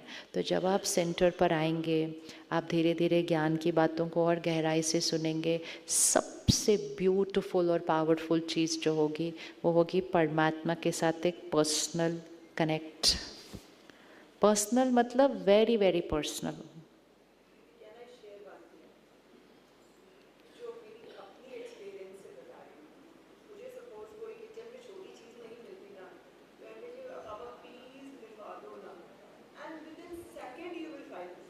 एब्सोल्युटली। सुना सबने? उन्होंने बोला किचन में कुछ नहीं भी मिल रहा होता तो मैं उसको कहती हूँ प्लीज़ ढूंढो ना किधर है, और 3 सेकंड में मेरे सामने वो चीज़ होती है। एंड ये सबका एक्सपीरियंस है। उल्टा अब तो इतना एक्सपीरियंस हो जाता है कि ढूंढने में टाइम ही नहीं लगाते। क्यों टाइम लगाना जब कोई है बताने के लिए कि कहाँ पड़ा हुआ है। तो हम तो बोल देते वो चीज़ मिल नहीं रही, मैं अभी ये काम करूँ, तब जब ढूंढनी तो पता। And how it happens is कि आप एक्चुअली उस चीज़ के सामने पहुंच जाते हैं। और कभी कभी तो ऐसा होता है खुद ढूंढ रहे हैं, घंटों बीत गए, 10 दिन बीत गए, नई चीज़ मिली। मतलब आपके लॉजिक माइंड ने हर पॉसिबल जगह ढूंढ ली वो चीज़ कहाँ पड़ी थी। एंड फाइनली आप हार गए और कहा मुझे वो चीज़ नहीं मिल रही है, वो बहुत ज़रूरी है। थोड़ी देर के अंदर वो सामने, like how did I not see this. This is called difference between logic and intuition and catching and touching power. तो किसको बनाना है ऐसा रिश्ता उसके साथ? आपको पता है आपके केस के बारे में भी आप बात कर सकते हैं उसके साथ। ये और ये है, आप बता दो सच्ची में क्या हुआ था एक्चुअली वो क्राइम के दिन पर, वो बता देगा आपको। थोड़े दिन पहले मैं सेंटर पे थी, एक बच्चा था, कहता है वो हम प्यार से भगवान को बाबा कहते हैं, निराकार परमात्मा है लेकिन वो हमारा पेरेंट है तो हम उसको बाबा कहते हैं। बाबा मतलब मेरा फादर, मेरा पेरेंट। तो मेरे को कहता है वो बच्चा, बाबा ना मेरे सारे काम करता है। मैं को तेरे काम ही कौन से जो बाबा ने करने, बताओ, इतना सा तो तू है। कहता है आपको पता है क्या हुआ, लास्ट वीक मैं एग्ज़ाम दे रहा था, मुझे एक आंसर ही नहीं आ रहा था, मेरे को आ ही नहीं रहा था। तो मैं रुका और मैंने कहा बाबा आपको तो कोई नहीं देख सकता है। मैं कहा ऐसे बोला? हाँ। कहते बाबा, मैंने बोला बाबा आपको तो कोई नहीं देख सकता है तो आप आके बता दो। कहता है बस बोला और उसके बाद मैं आंसर ऐसे लिखता गया। And this is not one child, child मतलब बच्चे। आप नीचे जाएंगे कब 3-4 हज़ार बच्चे आए हुए नीचे। ये सारे वो हैं जो सेंटर जाते हैं क्योंकि उनके पेरेंट्स जाते हैं। तो वो जाते हैं, भले कभी कभी जाते हो, लेकिन उन्होंने वो कनेक्ट बहुत अच्छा बना लिया है। और वो बच्चे हैं ना, वो लॉजिक नहीं यूज़ करते। ऐसे थोड़ी है भगवान सुनेगा कि नहीं सुनेगा, वो सीधा करते और वो सबसे पहले उनकी ही सुनता है क्योंकि इनसेंस है तो प्योरिटी है। अभी वाइट पे ज़्यादा दाग लगे नहीं हुए तो कैचिंग और टचिंग क्या हो जाती है, बहुत अच्छी होती है। तो सबसे बड़ा पर्सनल बेनिफिट जो होने वाला है वो है परमात्मा के साथ सिर्फ एक प्रेयर और एक मेडिटेशन कनेक्ट नहीं, एक पर्सनल रिलेशनशिप कि वो मेरा मैं उसका, हम कोई भी बात एक दूसरे से कर सकते हैं और वो बात का जवाब हमें मिलता ही है। ये होना ही है, चाहे वो कोई छोटी सी बात है चाहे वो कोई बहुत बड़ी बात है। सिर्फ करना ये होता है, बात बोल दो और यहाँ से बच्चे की तरह साइलेंट हो जाओ कि बच्चे ने पेरेंट को बोल दिया है, अब बच्चे को उसके बारे में सोचने की ज़रूरत नहीं है। और इसको आप ये 3 दिन में यहाँ कर सकते हैं। आप बोलो बोलो बाबा, चाहे आपकी लाइफ की कोई भी बात हो, वो चाहे आपकी लाइफ में, फैमिली में, बच्चों से रिलेटेड कोई इशू है, कोई क्वेश्चन है, कोई प्रॉब्लम है जिसका आंसर नहीं है, या कोई प्रॉब्लम है जो सॉल्व नहीं हो रही है, बच्चा बन के सरेंडर करो। नहीं कोई बात नहीं, लेकिन प्रॉब्लम का आंसर भी उससे लेना है। कोई बात नहीं, अभी याद है ना, अभी सौंप दो कोई भी चीज़। और सिर्फ अपनी नहीं, आपके अपनों की वो हो सकती है। You just have to surrender. Surrender मतलब ये नहीं कि प्रॉब्लम को आप ठीक करो, ना ना, प्रॉब्लम को ठीक तो हम नहीं करना है, लेकिन ठीक करने का तरीका वो बता देगा। हम अभी तक क्या करते आए थे, भगवान ये प्रॉब्लम है तू ठीक कर देना। प्रॉब्लम वो ठीक नहीं कर सकता, क्योंकि वो कर्म किसको करना है, हमको करना है। आप बच्चे का एग्ज़ाम नहीं दे सकते, आप बच्चे को पढ़ा सकते हैं ताकि वो एग्ज़ाम में देकर आए। आप बच्चे का क्वेश्चन का आंसर नहीं लिख सकते, आप उसको आंसर बता सकते हैं, लिखने का काम उसका है। प्रॉब्लम हमें ठीक करनी है, लेकिन प्रॉब्लम का सल्यूशन क्या है वो हमें बता सकता है। ऐसे बिलीफ इस पर होगा नहीं, लेकिन यह होता है एक्सपेरिमेंट करने के बाद। लेकिन सिर्फ एक इंटेंशन रख लो कि मुझे भगवान के साथ ऐसा वाला रिश्ता बनाना है, नहीं बनाना। किस किस का मन है बनाने के लिए? हाँ, मतलब बिल्कुल इतना होता है कि दुनिया में फिर किसी और पे डिपेंड करने की ज़रूरत ख़त्म, बिल्कुल फिनिश्ड। किसी और से कुछ पूछने की ज़रूरत, फिनिश्ड, सीधा एक। जैसे ऐसे होता है ना, ऑनलाइन करो आंसर आ जाता है, बिल्कुल वैसे वाला। लेकिन उसके लिए पहले किसको साफ रखना है, पहले किसको साफ रखना है? इधर। अब अपनी डायरी निकालें, हम अगले 3 दिन के लिए कुछ थॉट्स लिखेंगे, क्योंकि हमें ये पता है कि लॉ क्या है, संकल्प से सिद्धि होती है। जो हम बार बार बोलेंगे वही होगा, राइट, वही होगा। तो हम कुछ थॉट्स लिख लेते हैं। पहला थॉट है, I am a powerful soul, मैं शक्तिशाली आत्मा हूं। दूसरा संकल्प है, मैं हमेशा खुश हूं, आई एम ऑलवेज हैप्पी।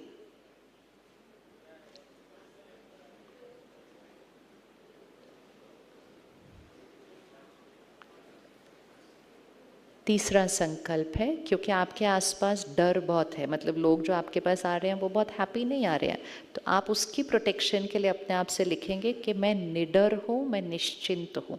मतलब you are going on the vibration of fearless, worryless, क्योंकि फियर की वाइब्रेशन के साथ आपके पास लोग आते हैं। मैं निडर हूँ, मैं निश्चिंत हूँ, I M fearless, I am confident.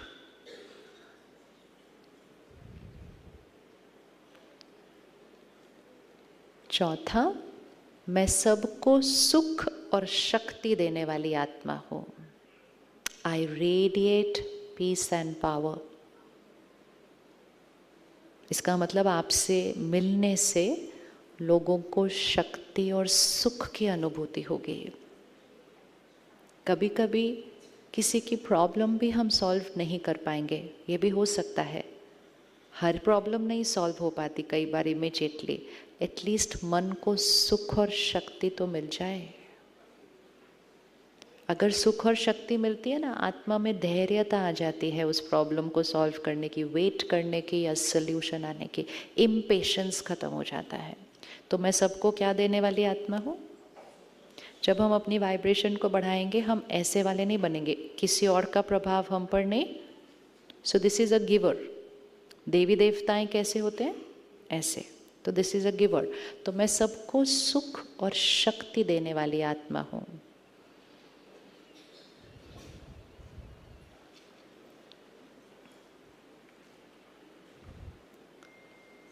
मेरी intuition and decision making power highest है।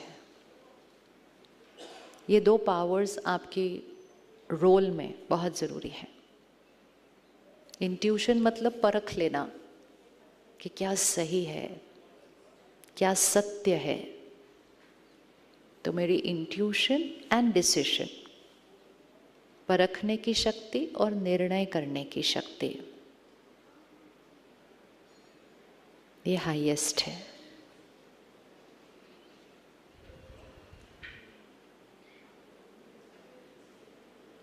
अगला संकल्प, मैं आत्मा सिर्फ और सिर्फ सही के लिए खड़ी होती हूँ। I always stand only and only for the right.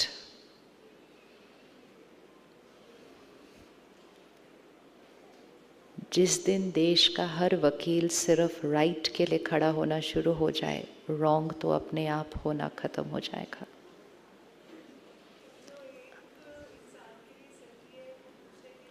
Not always. As long as you know you are standing for the right for this person. We are not saying standing for the right for that person. But when I know that you are wrong and yet I want to prove you right, then that's not going very well with my karma. It can be going well with profession. Professionally it's fine. Karma wise not fine. Because karma wise मैं क्या endorse कर रही हूँ? And then because I'm a good lawyer, मैंने आपको बचा भी लिया. तो आपको मैंने बचाया, तो मैंने और क्या फैलाया? मैंने क्या फैलाया? कौन सी एनर्जी फैलाई देश और दुनिया के अंदर? कि कुछ भी कर लो, सब चलता है, कोई ना कोई तो मुझे बचा ही लेगा. जिस दिन वो कोई ना कोई के ऊपर फुल स्टॉप लग जाएगा, उस दिन बहुत सारे लोग गलत करने के पहले 2 बार सोचेंगे. इसीलिए we only have to keep. Professionally वो राइट है. प्रोफेशनली ऑब्वियसली आपको दोनों साइड में कुछ भी हो, आपको उसका केस लेना है. बट आपको सिर्फ प्रोफेशनली नहीं चेक करना है, क्या ये मेरा कर्म राइट है? जब मुझे 100% पता है कुछ और फिर भी हम उसको डिफेंड कर रहे हैं एंड उस पर कोई डिस्कशन नहीं है. This is only for you to ask yourself. इस पे कोई लॉजिकल डिस्कशन हम नहीं करने वाले हैं. दिस इज ओनली सीड डाल दो यहाँ पर कि हमारे घर जो धन आए वो हमारे परिवार की परवरिश करता है.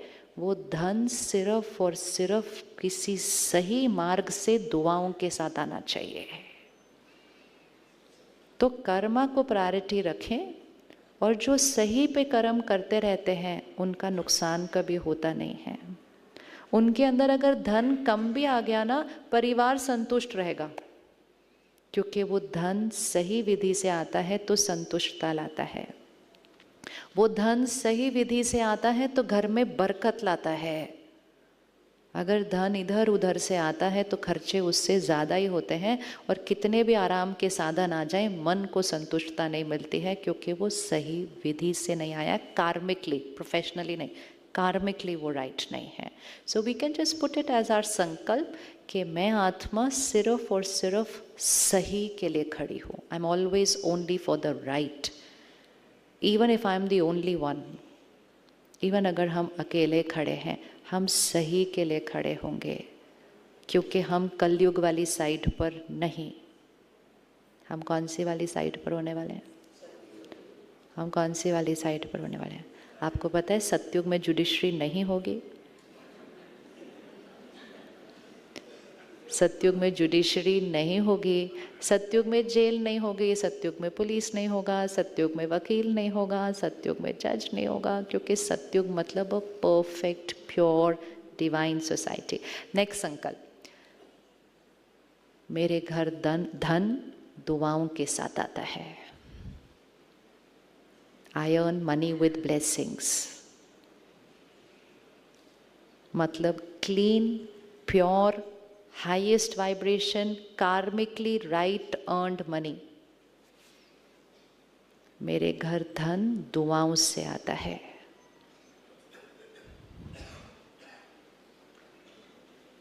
अगला, मेरा शरीर स्वस्थ है, निरोगी है और हमेशा रहेगा. मेरा शरीर स्वस्थ है, निरोगी है और हमेशा रहेगा. My body is perfect and healthy always.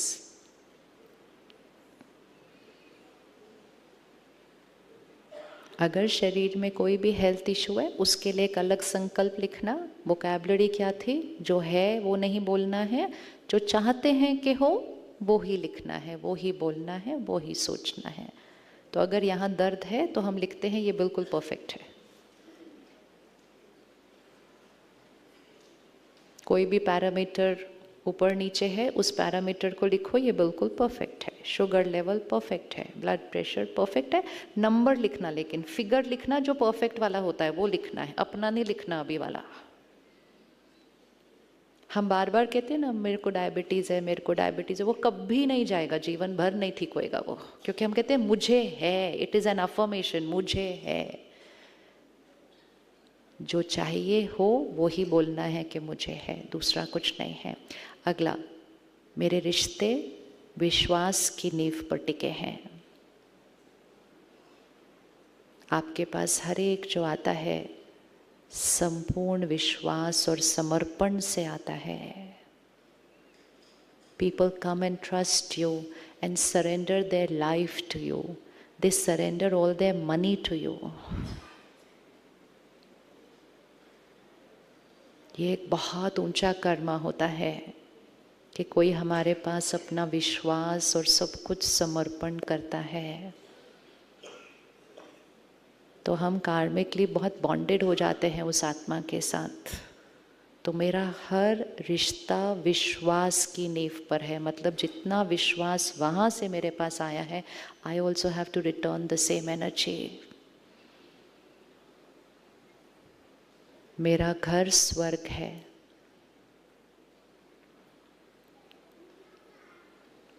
मेरा घर स्वर्ग है।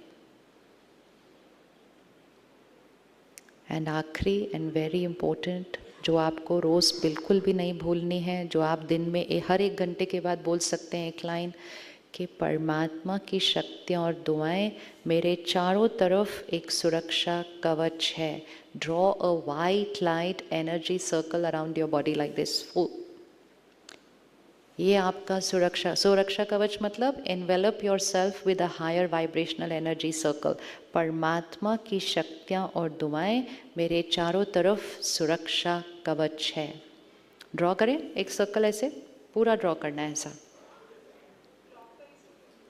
Doesn't matter. Energy circle draw करना है अपने चारों तरफ। दुनिया में करते हैं ना, किसी के ऊपर नज़र लगती है तो क्या करते हैं, क्या करते हैं, मिर्ची लेते हैं, ऐसे ऐसे ऐसे करते हैं। हम रोज़ कर लेते हैं इसको, लेकिन हम मिर्ची वगैरह के साथ नहीं करते। हम क्या करते हैं, परमात्मा की शक्तियाँ और दुआएं मेरे चारों तरफ क्या है, एक सुरक्षा कवच। तो आपने क्या किया, हाईएस्ट वाइब्रेशन एनर्जी का एक सर्कल अपने चारों तरफ बनाया, तो इसके अंदर लोअर एनर्जी एंटर नहीं करेगी, लेकिन आपसे ये हायर एनर्जी दूसरों को मिलेगी। तो इट्स लाइक अ ककून, एक ककून बना लिया परमात्मा की शक्तियों का अपने चारों तरफ। ठीक है, तो इसको लिख लिया। ये 8-10 संकल्प हैं, इनकी वोकैबुलरी अच्छे से पढ़ना, फिर आप कोई भी संकल्प इसमें डाल सकते हैं। इम्पोर्टेंट है कि जो हम बार बार सोचेंगे और बोलेंगे वही हम बनेंगे, वही हमारा शरीर बनेगा, वही हमारे रिश्ते बनेंगे, वही हमारा कर्म बनेगा, वही हमारा भाग्य बनेगा। इसको अब अगले 3 दिन के लिए आप हर बार खाना खाने से पहले ज़रूर बोलेंगे। आज लंच पे जाएंगे, थाली एक चीज़ ध्यान रखना, यहाँ पे हम प्रसाद खा रहे हैं, आपको जितनी बार लेना है आप लीजिए, ये अखंड चलेगा भंडारा, लेकिन कभी वेस्ट नहीं कीजिए। जितनी बार लेना है, मतलब कोई कुछ नहीं बोल रहा है यहाँ पे, क्योंकि वो प्रसाद है और वो कभी ख़त्म भी नहीं होता। लेकिन वेस्ट करना वो हमारे ऊपर बोझ चढ़ता है, तो उसका ध्यान रखना। जहाँ तक हो सके थोड़ा साइलेंस में खाना खाएं, एनर्जी को ऑब्जॉर्ब करें, और खाने को जस्ट खाने से पहले 5 सेकंड निकालें, इन शब्दों को दोहरा लें मन में, आपका खाना उसको ऑब्जॉर्ब कर लेगा, और जैसा अन्न होगा वैसा मन होगा। कभी भी खाने के आसपास, पानी, चाय, कॉफ़ी के आसपास कोई नेगेटिव वर्ड्स नहीं चलने चाहिए। तो जब आप अपने क्लाइंट से बात करते हैं, आप पानी, चाय, कॉफ़ी कुछ नहीं पीना, कुछ भी नहीं पीना। मिल लो, फिर मन को ठीक करो, फिर पियो, putting the right higher energy word in that. क्योंकि जो अन्न में जाएगा और जो पानी में जाएगा वो मन और तन पर सीधा डायरेक्ट असर करेगा, क्योंकि जैसा अन्न होता है वैसा मन होता है, जैसा पानी होता है वैसी वाणी होती है। इस शरीर के अंदर 70% वाटर है, वो वाटर हाई एनर्जी वर्ड्स के साथ अंदर जाना चाहिए। इजी है ये करना। हम बैठे बैठे मीटिंग में चाय, फिर से चाय, फिर से, no no, not at all. Meeting कर लो फिर पियेंगे, क्योंकि वो आप भले नहीं बोल रहे हो, वो जो बोल रहे हैं वो भी आपकी चाय के अंदर जा रहा है ना। वो बोल रहे मेरे साथ ये हो गया, ये हो गया, वो सब आपकी चाय में चला गया। तो ऐसी चाय पीना नहीं।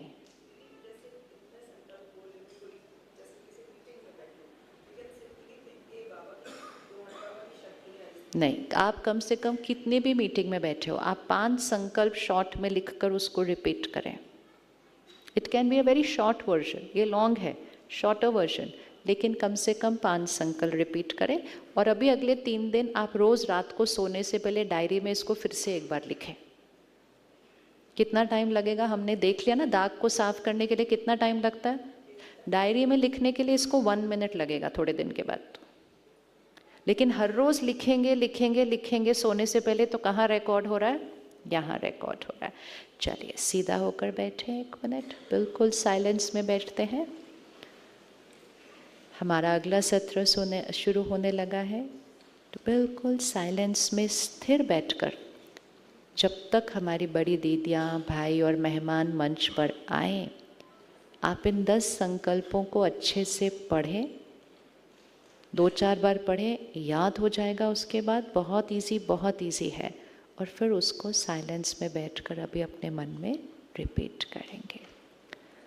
ओम शांति। बिल्कुल साइलेंस। ये 2 मिनट जो बीच में मिलेगा, ये बातें करने के लिए नहीं है, ये अपने आप के लिए है। तो भले आप डायरी खोल के उन 10 संकल्प को रीड कर लीजिए, उसको याद कर लीजिए, और फिर उसको साइलेंस में बैठकर अपने मन के साथ रिपीट कर लेंगे।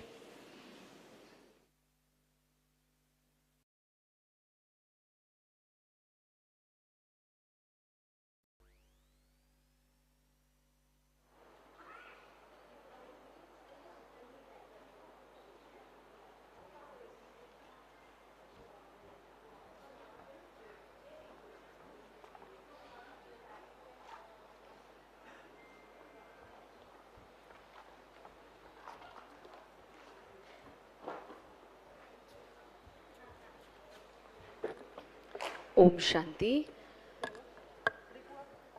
हम सभी बैठे रहें।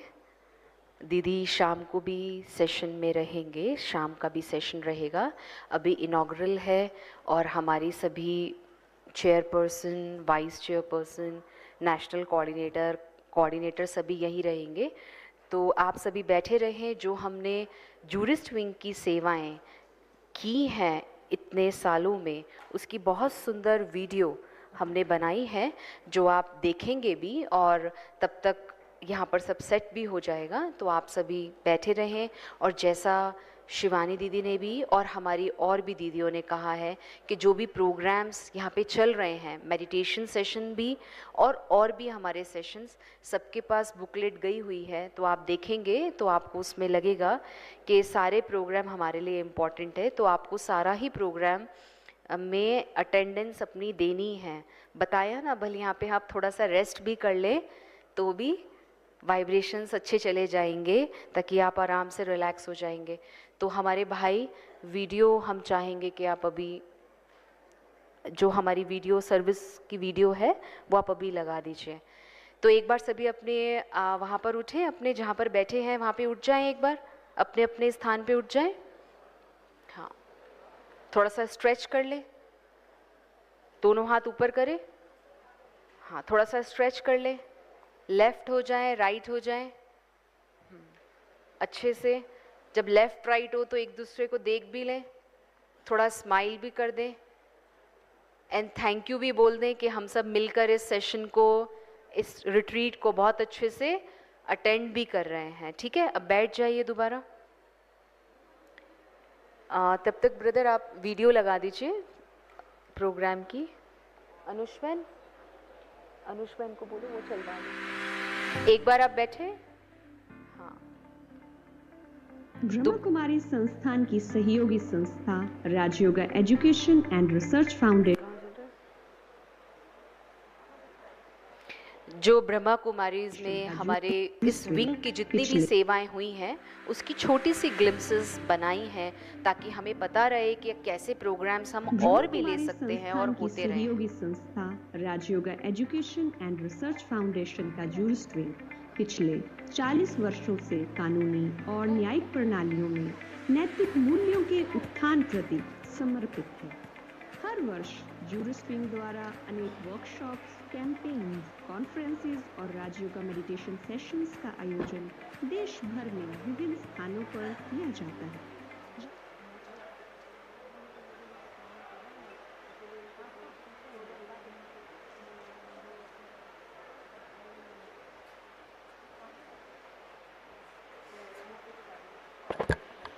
वीडियो बस थोड़ी देर में शुरू होने वाली है। इसमें क्या है, हम अलग अलग बार एसोसिएशंस में, अलग अलग कोर्ट्स में जाके प्रोग्राम्स करते हैं और आप सभी आए हैं, आप सभी चाहेंगे कहीं ना कहीं मेडिटेशन के प्रोग्राम्स, सेशंस चलते रहें। और सबसे अच्छी अपॉर्चुनिटी हमारे पास जून में है, इंटरनेशनल योगा डे होता है, उसके अंतर्गत भी हम कोर्ट में या अलग अलग अन्य स्थानों पर हम प्रोग्राम्स रख सकते हैं। तो आपको उसको वीडियो को देख के आइडिया आएगा कि किस प्रकार से हम इसमें और अच्छे से योगदान अपना दे सकते हैं।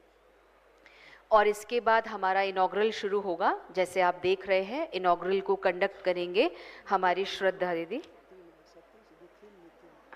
श्रद्धा दीदी नेशनल अपने यहाँ पर हेडक्वार्टर कोऑर्डिनेटर हैं। जितना भी प्रोग्राम आप अपना जूरिस्ट विंग का देख रहे हैं, उसको बहुत लंबे समय से, अराउंड मोर देन 20 ईयर से ज़्यादा आप इस सेवाओं में अपना योगदान देते हैं। तो अभी हम देखते हैं वीडियो।